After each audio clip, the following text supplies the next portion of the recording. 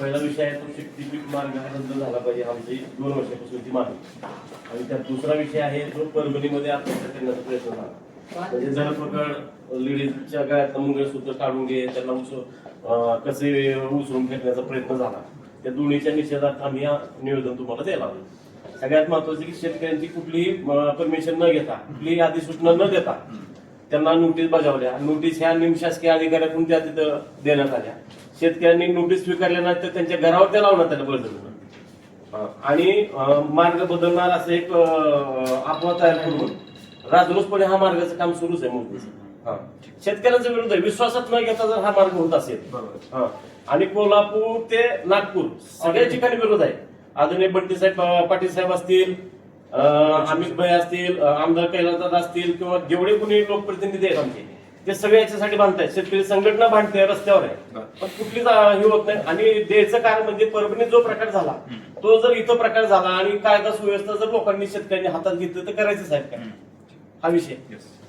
आणि सर एक विनंती आमची तुम्हाला की आम्ही सर्व शेतकऱ्यांनी मिळून तुम्हाला दर एक 20 आंदोलन केले. आम्ही 20 आम्ही तुम्हाला निवेदन दिले. आमची मूळ मागणी एक आहे की आम्हाला शक्तीपीठ महामार्ग नको आहे सर. मूळ मुद्दा आमचा सर एक महत्वाचा. आणि कुणाचीही मागणी नाही शक्तीपीठाला.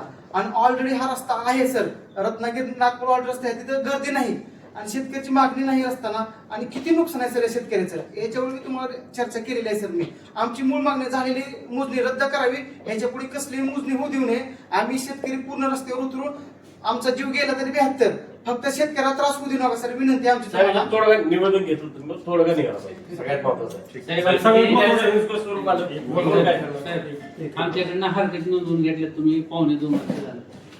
एक सुद्धा हरकती सुनावणी नाही. मग तुम्ही सुनावणी न घेता, नोटिसा न देता शेतात येऊन आम्हाला जबरदस्ती उचलून येणं, मारहाण करणं, त्रासकडनं धक्केची फोन येणं, काय दंडेलशाही आहे का दंडशाही आहे का ते काय निजामशाही आहे नेमकं तीच कळणार. परभणीला जर जबरदस्त तर परभणीला जे घडलं ते धारशिव होणार आहे एवढं आपण लक्षात घ्यावं. कारण जमीन हा आमच्या जीवाभावाचा विषय आहे, त्यामुळे तिथं काही होऊ शकतं.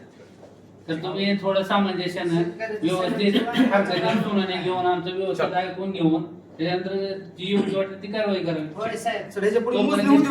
सर आमची शेतकऱ्याची तोपर्यंत तुम्ही हे थांबवा. लावा हरकतीला सुनावणी लावा. लोक बेरोजगार होतील त्याच्या रस्त्यामुळे रस्ता करू नका, ते रद्द करा. शेतकऱ्याचा तीव्रच विरोध आहे आमचा. पूर्ण कुणाकडे मागायचा हा प्रश्न उपस्थित झाला जिल्ह्यामध्ये. मागायचा कुणाकडे आम्ही सर आम्ही फक्त नाही तुमच्याकडे मागू शकता, इतर कुणाकडे नाही मागू शकत नाही. तर तुम्ही आम्हाला नाही देणार असाल तर आम्हाला ही होऊ शकत नाही, तर आम्ही सगळे बेघर होत आहोत सर. साधनच नाही साहेब आम्हाला दुसरं काय. आणि जर मोजणी कोण करा म्हणते याचा विचार तुम्ही केला पाहिजे सर. मोजणी जे 10 गुंठ जाते, जे भांडण चालू शेतात तो मोजणी करा म्हणते. खानदानी शेतकरी मोजणी करा म्हणत नाही सर. ह्याचा बी सर तुम्ही एक विनंतीपूर्वक अभ्यास करावा आणि आम्हाला गोरगरीब शेतकऱ्यांना न्याय द्यावा, हे फक्त एवढी विनंती आहे. फक्त शक्तीपीठ धाराशिव जिल्ह्यात रद्द अशी घोषणा करा. आम्ही सर तुमचे पाय धुवून ही करू, सत्कार करू सर. एक प्रश्नाचं उत्तर मिळेल तुम्हाला. मोजणी कोण करायला, शासन करायला की मोनार कंपनी करायला? जर शासन करत असल्या तर मोनार कंपनी साहेबांना आम्हाला कोण यायचं काय समज आहे? आणि आम्ही तुमच्याकडेच मागण्याचं त्याच्याला आम्हाला तुमची भूमिका पण म्हणजे मोनार कंपनीच्या साहेबाला आम्ही काय लिगल वगैरे नोटीस देऊ का त्यांचा संबंध येऊ नये? तुम्ही थोडं ग्राउंडवर यावं आमच्यासाठी आणि परिस्थिती बघून निर्णय घ्या. बळजबरीला मोजणी करू नका, बळजबरीला करू नका. शेतकऱ्याचा तीव्र विरोध आहे. शेतकऱ्याच्या भावना लक्षात घ्या एवढंच आमचं म्हणणं आहे. गेली 2 वर्ष झालं राज्यामध्ये गरज नसलेल्या शक्तीपीठ मार्ग शेतकऱ्यांवर थोपण्याचं काम हे राज्य सरकार करत आहे. त्याच अनुषंगानं परवाला परभणीमध्ये त्या ठिकाणी शेतकऱ्यांवर जो अत्याचार झाला तिथल्या आया बहिणींना सुद्धा ओढत त्या ठिकाणाहून घेऊन जाण्याचा प्रयत्न झाला. काहींना रात्रीच उचलण्यात आलं. त्याचा निषेध आणि हा मार्ग रद्द व्हावा याच्यासाठी आम्ही आज हे निवेदन दिलं.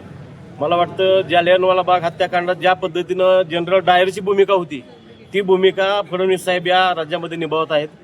त्यांच्या आदेशावर त्या ठिकाणी महसूलचे लोक असतील, कलेक्टर तहसील ऑफिसचे लोक असतील किंवा त्या ठिकाणचं पोलीस प्रशासन असेल त्यांच्या दबावात शेतकऱ्यांची उचलबांगडी करण्याचा प्रयत्न करत आहे. कुठल्याही प्रकारची शेतकऱ्यांना नोटीस न देता, अधिसूचना न देता त्या ठिकाणी त्यांना नोटीस त्यांच्या घरावर लावली जाते, बळजबरीनं मोजणी केली जाते आणि भूसंबंधाचे लोक त्या ठिकाणी जाऊन त्या जमिनी ताब्यात घेण्याचा प्रयत्न आज परभणीतून सुरू झाला आहे, तोच राज्यात होईल याचा निषेध नोंदवण्यासाठी आणि त्यावेळेस जे संबंधित अधिकारी आहेत त्यांच्यावर कठोर कारवाई झालीच पाहिजे. कारण की याची पुनरावृत्ती परत संबंध राज्यात होईल. त्यांना कुठंतरी चाप बसला पाहिजे, त्यांना शिक्षा झाली पाहिजे. आमची या निवेदनात तेही मागणी आहे.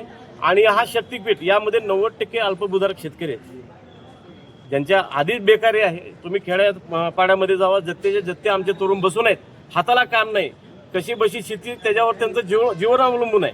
पण त्यांना विश्वासात न घेता हा बळजबरीनं रस्ता केला जातोय. या रस्त्यासंदर्भात एक महत्त्वाची आणखीन एक गोष्ट बोलायची मला की हा 25 ते 30 फूट रस्ता उचलू नये, जेणेकरून शेतकऱ्याचे रेकरार उद्या त्या ठिकाणी 5 स्टॉल जरी टाकायचं झालं तर ते टाकू शकत नाहीत. रस्त्याचे 2 भाग होणार. अल्पभूधारक शेतकरी तर पूर्णच संपला आणि हे मोठे उद्योगपतींना त्यांची भरती करण्यासाठी, मोठे ठेकेदार जगवण्यासाठी या रोडचं त्यांनी मनावर घेऊन काम सुरू केलेलं आहे. या ठिकाणी या जनरल डायल सरकारचं या ठिकाणी मी जाहीर निषेध करतो.